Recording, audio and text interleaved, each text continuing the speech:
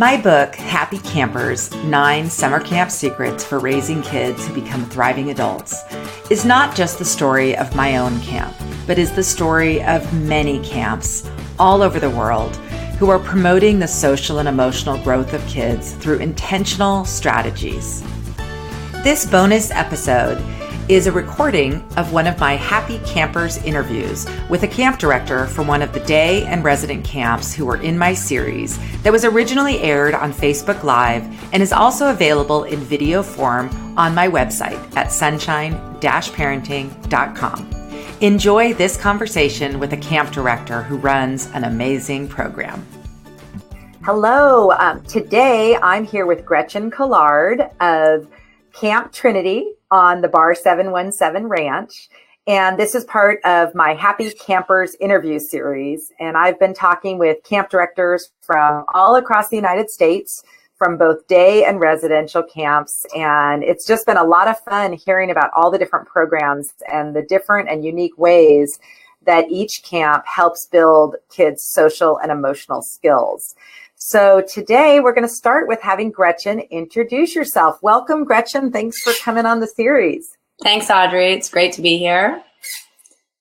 So tell a little bit about your background and how you ended up as a camp owner and director. Okay, yeah. Well, my professional training is in social work. So for the past 20 years, I've been working with children and families in schools, mostly as a school social worker and also as a high school counselor. So I've always been interested in youth development. I got into camp. Originally, I was a camper actually at Bar 717 when I was young. My cousin had worked there and told my parents about it. And I was in middle school, went to camp for a couple years and then did other things, came back as a counselor and actually met my husband, Kent, when I was a counselor at Bar 717. And now we're the owner directors of Camp Trinity. So I got into camp just because I love the outdoors. I was really enthusiastic about working with kids when I was a counselor. And then when Kent took over directing in 1998, I was still working in the schools, doing social work, but we moved to camp in 2002, and I've sort of been working on the director's team, taking that on more and more full-time ever since. And we've lived up there. And so, yeah, that's what we do. That's so great. With your social work background, are there specific things that you focus on at schools with your social work? Like what is your area of expertise with that? So usually I've worked in large school districts, working with kids with behavior issues, a lot of times like difficult behaviors in the classroom. So kids that have trouble sitting still or, but a lot of little kids have trouble sitting still, or just, anger management, some like grief issues, trauma, depending on the different neighborhoods and communities I've worked in. So working with kids on sort of managing those things in their social setting at school, and also just working with families on how to help kids at home with those issues. What a perfect background for someone who works with kids at camp. I'm sure you end up being a really great resource for the parents of your campers. Yeah, it's one of my favorite things to do during the summer is to get on the phone and talk to those parents who have extra concerns about their kids' experience at camp, or, even more so with those kids that sometimes have a difficult time at camp if it's they're really homesick or they're having some social issues, friend stuff, sitting down and talking with them and working with the parents. And I've found that that background that I have has been extremely beneficial in those interactions. So. And tell about your own kids. How old are your kids now? So my kids are 10, 12, almost 13, and 15. I have 3 kids. And like I said, they've all grown up at the ranch. They go to camp some of the time, and some of the time they're just there doing camp with everybody else, but living at home. And it's funny, we're kind of all like spread out a little bit. My daughter decided to go to boarding school this year, and that ties into the camp piece too, because it was the first time I sort of had this, you're away from home and how does that work? So we'll get to talk about that a little later. But yeah, they've all grown up at camp. They love the outdoors. They have made some of the best friends of their life at camp. So it's been great for them. I couldn't have asked for a better way to raise kids. Okay, so now let's talk about the camp, because I want people to hear about where you are and how old, the campers are and how long sessions are and all that good stuff. But before we start, we had a pre-conversation. Yeah. I've always referred to your camp as Bar 717 Ranch. And Yes. I guess some of your campers do. But officially, the name is Camp Trinity on the Bar 717 Ranch. Is that correct? That is correct. Yes, this is definitely a issue that confuses people sometimes, but we're located on a ranch. So the camp history, my husband's grandfather, Grover Gates, started the camp in the 30s. His family homesteaded the piece of property that the camp is on in the late 1800s. We're up in the Shasta Trinity National Forest, pretty remote location still to this day, near a town called Hayfork. And they homesteaded the property, about 450 acres, back in the late 1800s. And then he grew up there, went on to college, became a teacher, and wanted kids to experience what he had growing up, some of this sort of community environment and real outdoor experience and sort of sustainable living skills that I don't know that he would have called them that at the time, but that's basically what it was, that he wanted to introduce the students he was working with in more urban areas, because he felt like that was really missing in sort of their life education at the time. So that's sort of, that's how the camp began. The name, back to the name, the ranch is the Bar 717 Ranch. And then he started Camp Trinity on the ranch. So hence the difficult name. For a long time, it was called Camp Trinity. We have a lot of old timers, alumni that still refer to it as Camp Trinity, that knew it as that. And then our more current campers, a lot of times they just call it 717. So, there's a lot of room to call it lots of different things. And that works if you've been there, but sometimes if you haven't, you're not sure what you're talking about. So anyway, we are Camp Trinity on the Bar 717 Ranch. Okay, awesome. Yeah. And tell me about, so you have boys and girls. What age can kids start and how long do they come for? Okay, so 8 to 16 is our ages. We occasionally have a 7-year-old or a 17-year-old, if they're really gung-ho, or, we have those kids that want to do an extra year of our leadership program at 17. But it's 8 to 16, and we have 2-week sessions. So all the sessions are 2 weeks. We have in the past had a 1-week session, but now we're all 2 weeks. We started as 2-month-long sessions, and that was just everyone came for that long. Times changed, and parents are a little uncomfortable sending their kids away for that length of time, especially here on the West Coast. But we really feel like 2 weeks is a minimum of the kind of timeline to really experience all that we're offering and to get the most out of it for our campers. So there are 4 2-week sessions running from June through August. Okay, and before I forget to ask, because you're kind of remote, how do kids get to you? So we have kids coming from all over the state, from all over the West Coast, and then also from other countries, from the rest of the United States as well. Most kids get to camp on our transportation. So we have a bus that goes from Oakland, Bay Area, and then we have chaperoned flights from the Burbank airport. So campers can be with our staff traveling all the way to camp, from Los Angeles or the Bay Area. A lot of campers, parents do decide to drive them up, especially first-time parents, and then some parents that just like to have the time for a little vacation. It's a little bit, we are far away, but we're in a beautiful, beautiful part of Northern California that not a lot of people get to see. So it's a good place for a trip too. So how long would the drive be from San Francisco or Oakland? So it's about 5 hours from Oakland. Okay. So if, you straight up I-5 to Redding, and then we're about 2 hours from Redding. Okay, got it. Okay. Yeah.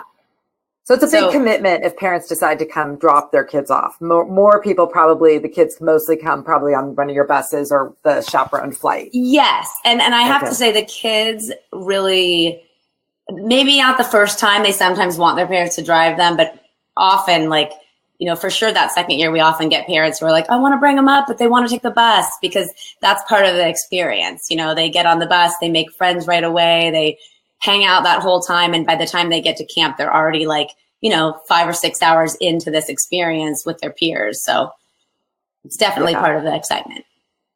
Oh, I always advise first-time parents to have their kid take the bus to camp, just because I think that, like you said, it's the Yeah. start of the experience. And then they arrive and they're like, oh, I've already made these 3 friends on the bus.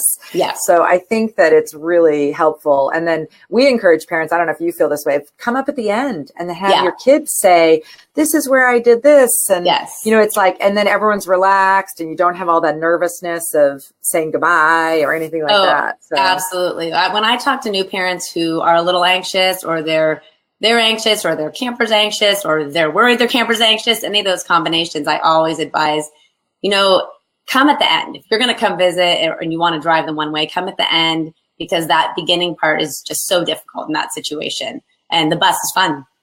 Oh my gosh. Yeah. So much fun. I know people, they're having the greatest time. Yeah. Okay. So you have a really very cool and unique program, and now listening to the founder's story, it's still very much what he intended for it to be. So why don't you talk a little bit about just what you're focusing on, the character traits, the social emotional skills that you're really excited about instilling in kids at Bar 717? Yeah, I think, you know, it is true. We've very much stayed true to our philosophy since the founding, and that being really about community. So in terms of like traits that we're really working intentionally on developing in kids, it is that like sense of community, I'd say, first and foremost. And, you know, the great thing is so many other things come from that, you know, right? Your kindness, respect, and everything. If you're part of a community and understanding what that means, those things definitely go along with it. But so, for example, the first night of camp, we talked to all the kids together. We sort of divide it in half. We have about 130 campers, like at max at a time. So we sort of take the middle high school and then the younger kids in separate groups and talk up to everybody about what is community. You know, how are we going to live here? That this is our home for these 2 weeks that we're all here. This is our shared home together, and what that means and what that looks like in terms of how we treat people and how we treat our environment, and, you know, everything from like picking up a piece of trash to, you know, how you deal with your platform mate who, you know, might be a little messier than you, and how they keep their stuff. And so everything like that, like what does that look like to live as a community? So we have that discussion on the first night. And then the campers, you know, go back to their own platforms, and the counselors individually talk to them, you know, in more detail about like, okay, now we're a smaller group. We're our living community. We're going to live together. And how does that look? And the kids can say, well, I want to make sure we all talk about any issues that we have that come up, or share what we did every day, or however they want to work that out. And they do that. Another piece is, and I don't think that many camps still do this, but we eat family style 3 meals a day. So we sit down at a table, family style, 3 meals a day, and we group the kids by, we break them up. So it's like mixed gender, mixed ages, and mixed platforms. So you're really in a totally different group than you would be for your sleeping arrangements. And for 1 week, it'll be one group, and then it'll switch around and you'll have another table for the next week. And the counselors will change also. So it really gives the kids the opportunity to really, like, they are eating as a family, like a mixed group of people. They really get to know those table mates really well. Like sometimes, you know, that might become their best friend, someone that was at their table, not even the same age, not even the same gender, but might become one of their best friends at camp. Funny story, my son last year, my middle one, the almost 13-year-old, was at our 4th session. He was at our table, but he wasn't a camper. He was not a camper that week. He was just at home, but he was assigned to a table because when they're there, they do everything that's camp, even if they're not part of the whole thing. And he got so close to those kids at our table, they've kept in touch all year. So that's like random 4th session table that he wasn't even a camper and became super great friends with those kids. So that's what ways that we make those things happen. That is, that's amazing. And I really love about a camp like yours that it's not, you know, we segregate kids so much age wise in, you know, like they go to high school, junior high, and they're very much only with their age group. And I think it's so valuable for kids to really get to know and become friends with kids of different ages and genders. It's like, that's such a great experience. I love that. Yeah, it's really fun. Yeah, it is really great. And interestingly, it's a question that parents are sometimes concerned about. They're wondering, like, oh, my 8-year-old, are they going to like hang out too much with the 12-year-olds, and they worry about the influence of that. And I love to be able to say, oh, it's like the greatest thing. Like it's, if anything, I see only positive coming from it. I can't think of a situation where I've been like, oh, it's terrible that these ages are together. It's really only brings like the best things in those older kids as mentors and in those younger kids to be able to sort of like be a little bit, you know, like try something out that they wouldn't maybe do with their peers. So, and, you know, they also share in responsibilities at camp in the same way in terms of like, you know, every kid sets up for the meal and every kid cleans up for the meal. So there's a lot of like shared responsibility as that group for, you know, how we're living at camp. So what about your ranch? What do kids get to do like that's like ranch work? Because I think that's really intriguing, and how, you know, unfortunately, most of us don't live on ranches anymore and don't have the opportunity to milk cows or do anything. What is it that the kids get to actually learn and practice doing on the ranch?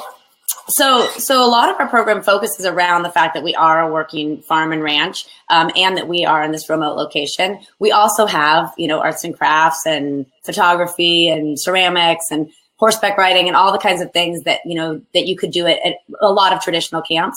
But we have a lot of animals. We have cows and goats and chickens and pigs, and we feed them every morning and feed them every night, and the kids can be as involved with that as they want.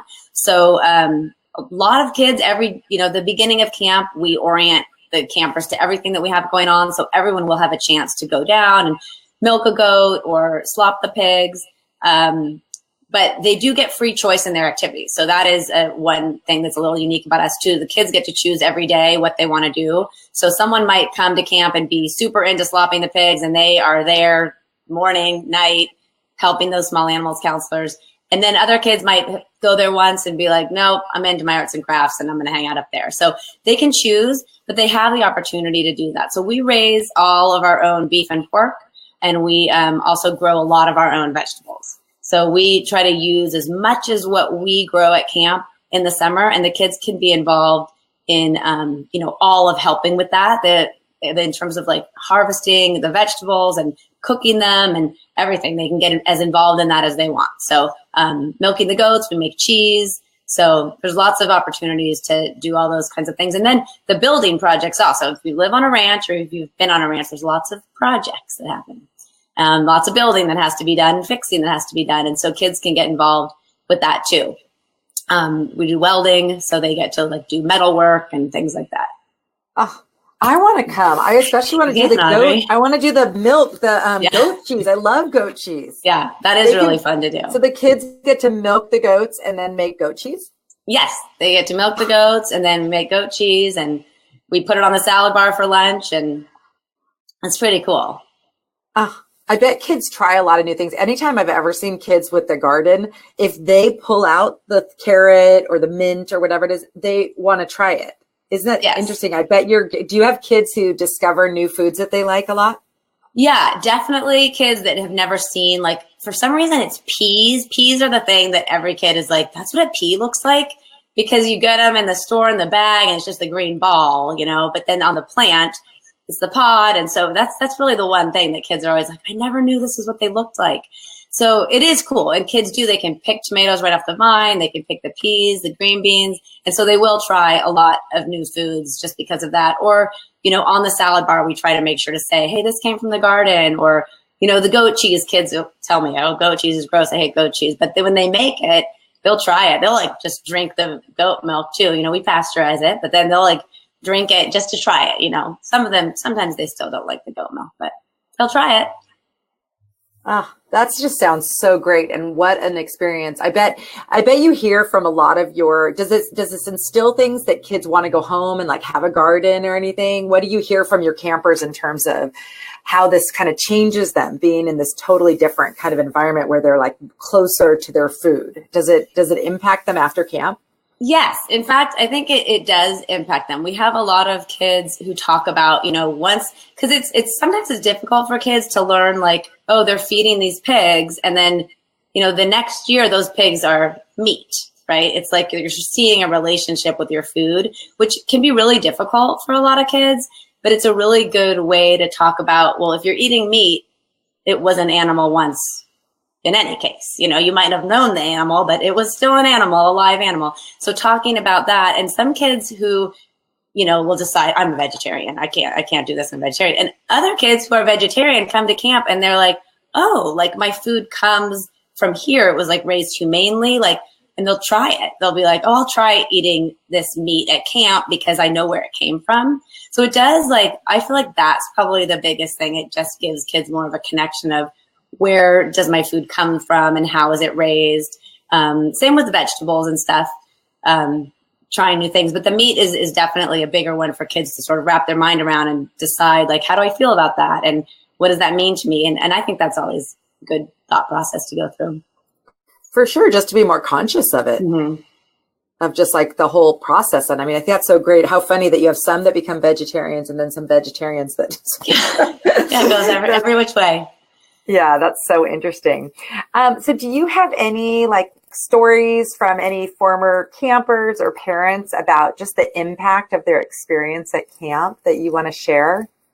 Yeah, I have a couple things. I'm going to read them because I have them here. Okay. So I have one from a camper and one from a parent. So the camper one, this was from this last year. A camper wrote, I always grow much more as a person after my time at camp. I'm much more independent and a lot less anxious. I learned to take risks and have fun, live life on the edge, but not too far, and always be kind to everyone you meet. You can make the best friendships. So I love that when they said that live life on the edge, but not too far. I was like, that's just perfect, you know?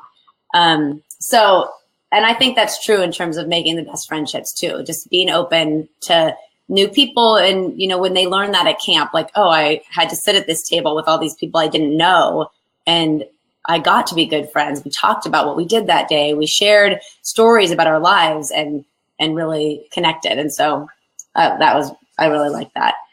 We get a lot of these from parents and kids write to us and tell us like how important camp was to them. And, you know, it's always my hope that like everyone has this opportunity in their life, whether it's camp, whether it's a teacher, whether it's a, you know, school trip, that you have these moments where you can feel valued for your individuality and have an opportunity to challenge yourself and, you know, meet a mentor that you think, wow, that's really interesting what they do. I'm going to try that. So, you know, that's what I think campers go home and they have that experience at camp and they talk about it. And, you know, I just hope we can offer more kids the opportunities to do that everywhere. So, all right. The parent one, this is from a parent who has a couple kids at camp, says, our kids have grown in leaps and bounds. They feel a great deal of confidence in being independent from parents and have such a lovely ranch experience to contrast with their city life.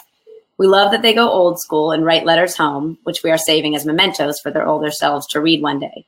Their time at the ranch is restorative and beautiful in every way. So it's nice to share those things with staff too, you know, during camp when we get those letters. So they're really doing the front lines there.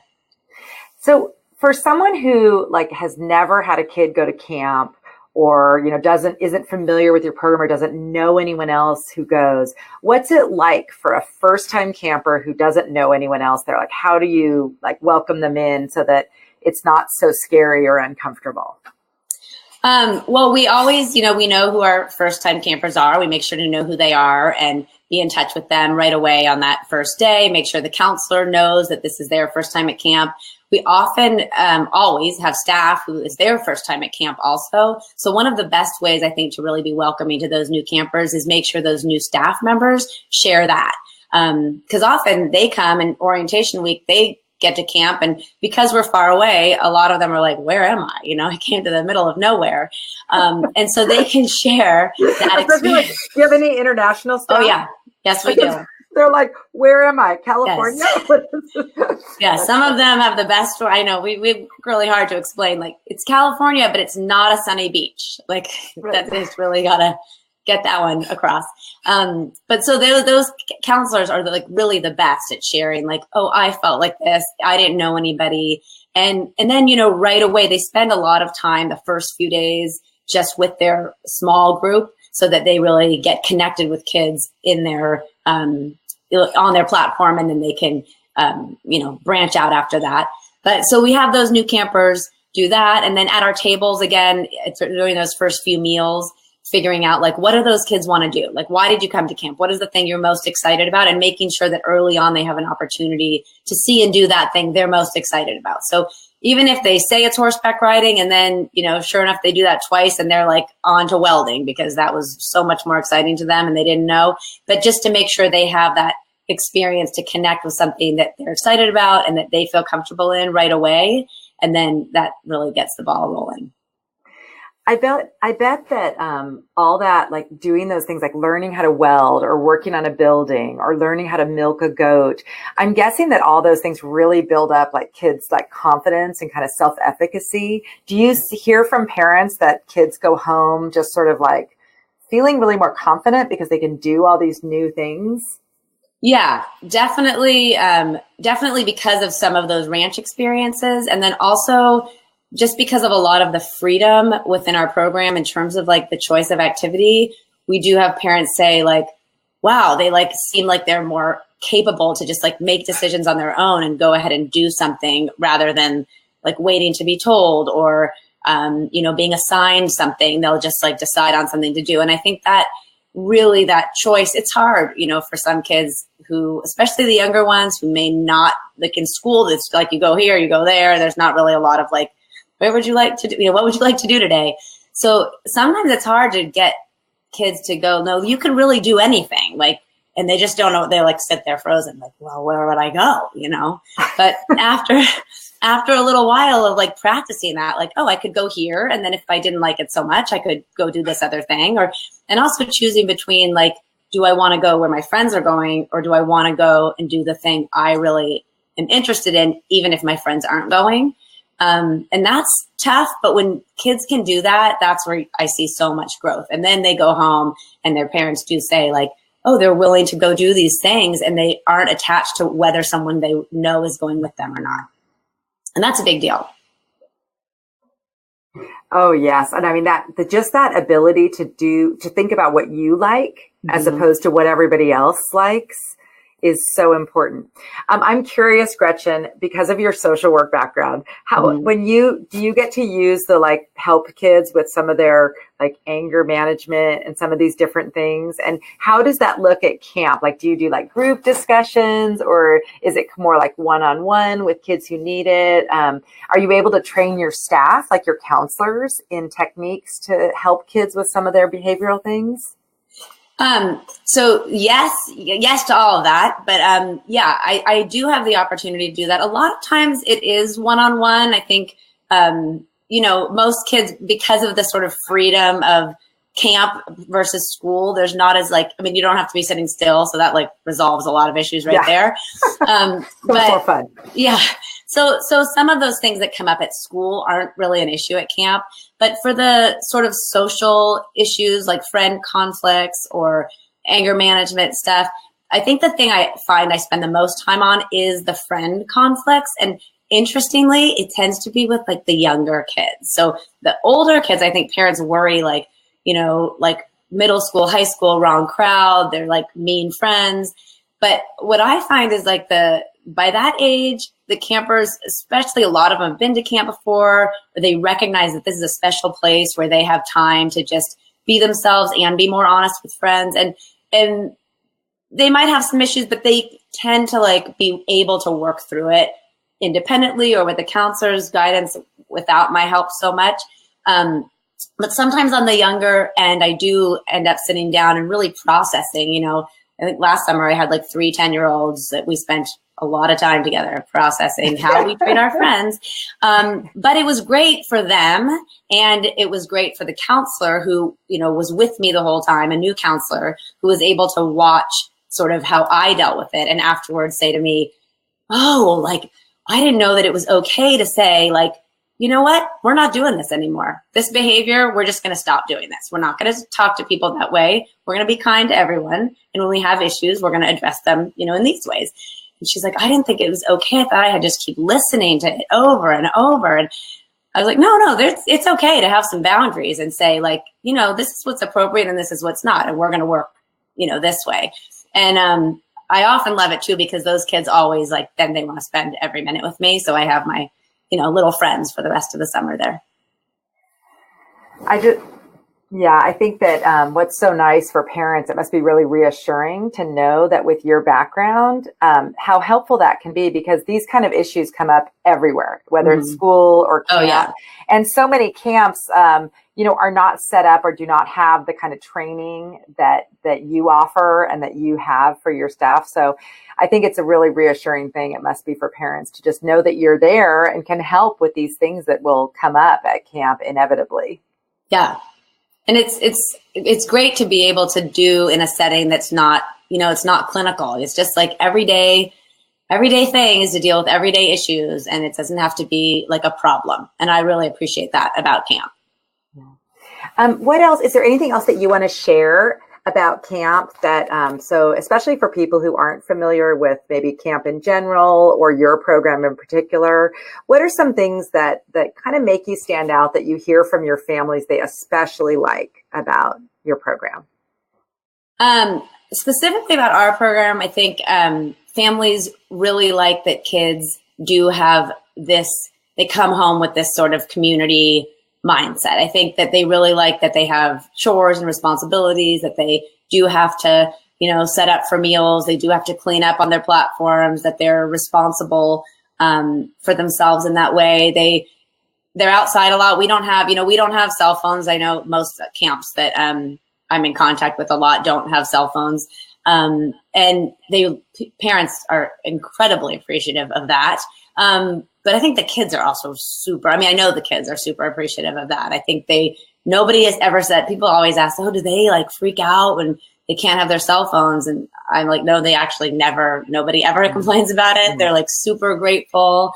And it's never an issue at all. They love having that time to not have to think about that. And I know parents really appreciate that time. And I think what they see in their kids is, coming back after 2 weeks of being totally disconnected from technology, what they're seeing is just like that real relationship development that they had with their counselors, with their peers, and just with themselves, just time to like really be and communicate with people, or just not communicate and have some silence and some, quiet away from the constant, technology constantness. I think that they really are seeing that. So I think that is a huge value that campers are getting from any place. But we really work on that piece of connection and community, and parents do value that a lot. I loved the word restorative that the parent used in the letter that you read. Yeah. I mean, what more can you ask than for a couple of weeks of camp to have your child come back feeling like restored from the experience? I especially love that word.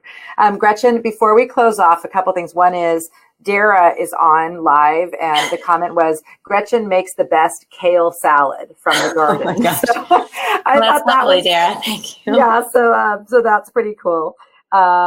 And then Dara also commented that the kids learn how to talk to each other and problem solve with each other face to face. Totally invaluable in our world now, which is so true. So what great work you're doing, and what an amazing program. I hope that through this interview, some new families find their way to you, because I think it can be such a great experience for them. Gretchen, where can people find you and find out more about Camp Trinity on Bar 717 Ranch? Well, probably the easiest place is to go to our website. So it's bar717.com, and you can look that up, Google it. It'll be a link after this interview, maybe on Audrey's page. Or you can, pick up the phone, when you go to the website, pick up the phone. You'll get Laura. She's one of our directors. She'll answer any questions you have. But absolutely, we're happy to talk to families anytime, get new information about our program, and just find out what a summer camp experience is like. Well, this has been so much fun. I really want to come visit and make some goat cheese. You're absolutely welcome. I'll make you a salad, Audrey. So yeah, with the kale salad. I want a kale salad with goat cheese. Of course. And I will definitely put a link in the comments to your website. And this has been so much fun. And I'm just going to see if there's any other, we got tons of fun comments. So hopefully some more questions will come in. I'm sure if people ask questions here on the interview, you can just answer them there, or they could just go to your website or give you a call too. Absolutely. Okay. Thanks for being on, Gretchen. Thank you so much, Audrey. Bye. Bye. Thank you so much for joining me for this Happy Campers interview bonus podcast episode. If you're interested in learning more about how you can bring home some of the magic of summer camp, I'd love for you to pick up a copy of my book, Happy Campers, 9 Summer Camp Secrets for Raising Kids Who Become Thriving Adults. It's available for pre-order now and comes out on May 7th. And you can find more information about it on my website by going to happycampersbook.com. To thank you for pre-ordering the book, I have a couple of fun freebies. The first of which is the first chapter, Camp Secret Number 1, Connection Comes First. I'll also send you an invitation to join my private Facebook group that's called the Happy Campers Book Club, where we'll be sharing resources, videos, and conversation about raising kids who become thriving adults. To access these freebies, simply pre-order your copy of the book and then fill out the form at happycampersbook.com. Together, we can spread the happiness of summer camp to the whole world.